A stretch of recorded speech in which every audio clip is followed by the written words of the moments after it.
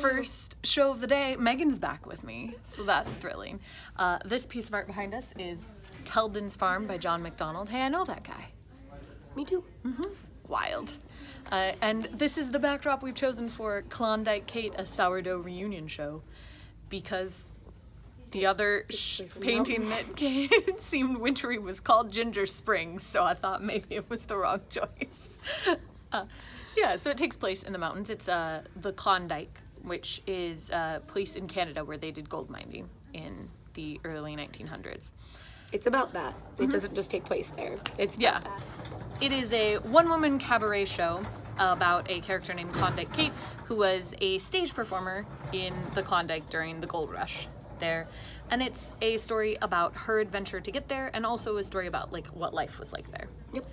And it's got some fun songs, and she is quite the character. Yeah, she's fun. I like it. Yeah, it's very engaging. Lots of costume changes. More costume changes than most one-woman shows. Also, a very attractive trunk, and we all know Mallory likes furniture. Mallory's just between here the for desk, furniture. Between the desk and the butler did it, and the trunk and Klondike Kate, like, I'm just shopping for my future home right now. You and Charlie, man, you just love furniture. Yeah, so it was definitely, it's a fun show. You should absolutely check it out if you like music, like musical shows, I guess. Cabaret still. This is a cabaret. If you like cabaret shows, and if you like an old-timey feel, I would highly, highly recommend it. Bye. All right, so this piece of art is called King of Hearts by Lisa Ikegami. We don't know how to say it. Ikegami. I can spell it. And we're standing here to talk about Cody Clark, Origins of My Magic, which is a magic show. So Cody Clark is somebody that I saw at Fringe 2 years ago, who is super talented, and he did another wonderful magic show just now that was a story of how his magic came to be, and about the things that inspire him to do magic. And I got a drawing of a bee.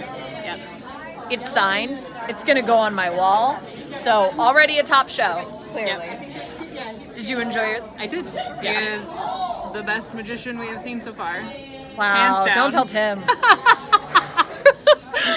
Mary's harsh, guys. Tim, I'm sorry. Tim, I love your show. Cody has excellent sleight of hands. Yeah, he does. It went really it's something well he's for worked him. really hard at, and he's really good at it. Yeah. All right. All right, this piece of art is Seascape by Elena M. Hart-Cohen. This one's not sold, Mary. Oh, sorry, Elena M. Hart-Cohen. So that's this lovely piece right here. Yes. And we're using it as a backdrop to talk about a lovely show called Pack Animals. They're billeting. Not billeting. They're Busking. Busking right is- there. Yeah, Right there. they are playing the ukulele. So if you hear ukulele music in the background, that is Pack Animals. This show is put on by Scantily Glad. Is that what they're called, right? Scantily Glad Productions. They did Scum last year, Which we really like. which we really liked, and we really like this show. Yep. You should go. You, and you, and you, and you, and you, and you. Yes. Not you, but maybe your friend. It's an incredibly funny camp setting show that is all about feminism. Heck, in its yes. many, many, many forms. And it has a bug scene that will It has a bug scene. Yeah. That's all you need to That's know. maybe the most interesting scene that I have seen with a bug. So this beautiful piece is Innocence Lost by Lynn, we think, Sposito. Yeah, we're gonna go with that. Okay. Innocence Lost by Lynn Sposito, and it's pretty, and we've chosen it as the background for Star-Crossed, a Dashiell Hammett tale. Video's gonna be flagged Because of the music. Nah, it'll be fine. So this is the same people who did Dead for a Ducat, which, as you know, my biggest regret from Fringe last year is that I didn't take Megan to see Dead for a Ducat, and that I didn't see it at the beginning of Fringe instead of the very end. So I went to this one. Correct. And I liked it. Yeah.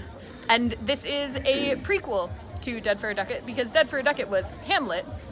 And I don't know if you know how Hamlet ends, but not well for anyone. So Star-Crossed had to be set previous to that. And as somebody who saw both shows, there were a little bit of like nods and throwbacks to like what's gonna happen next, which was kind of fun. And overall, it's just really fun. It is Romeo and Juliet set in a detective noir in San California. Diego. Yeah, and I I liked liked it. Hello.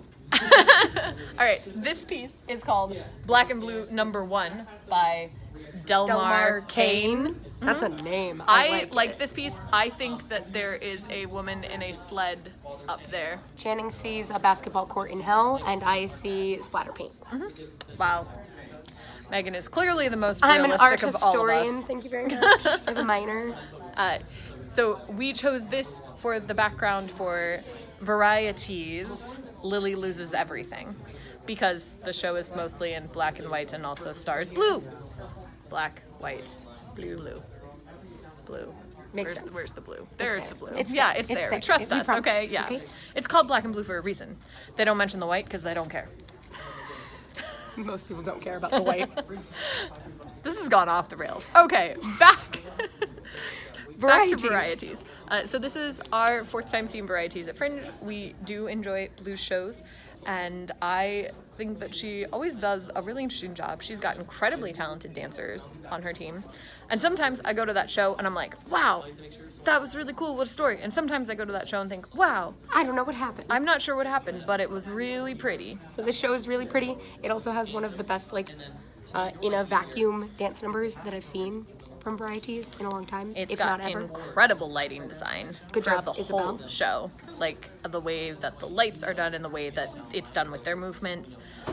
It also has a piece that I like, a dance that I really, really liked, which is the one where they like doing the head They're thing. like, Yeah. Ugh. that was And a it terrible. Yeah, we're both real good at It's. it.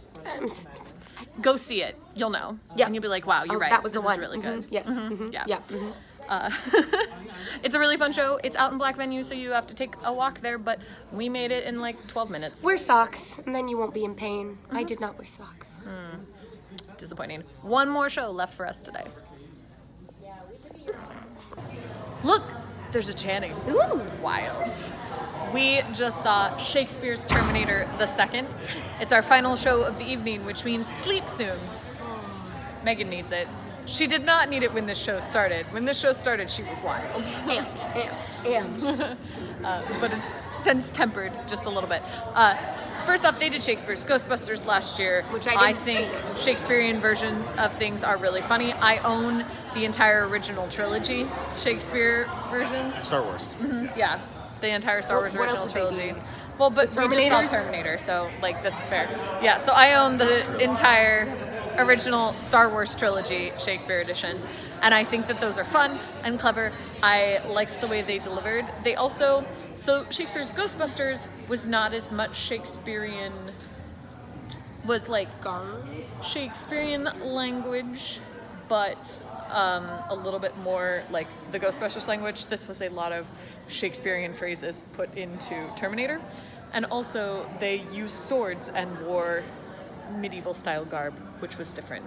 The Ghostbusters were the Ghostbusters. But it was really fun. I had a good time. Yes. Do you have a one sentence, Megan? If you haven't seen Terminator, it's still okay. That's true. Megan hasn't seen Terminator and still enjoyed this. But what about Terminator 2? No, but she has seen If you've the only show. been on the Terminator ride, you'll still enjoy this. There are moments where they're like running back and forth across the stage where I was like, wow, I feel like I'm a Terminator 2 again. Also, the stage setup. Yep. All right. So that's it. It's been a good day. I've had a lot of fun. 6 shows in. I'll see you tomorrow.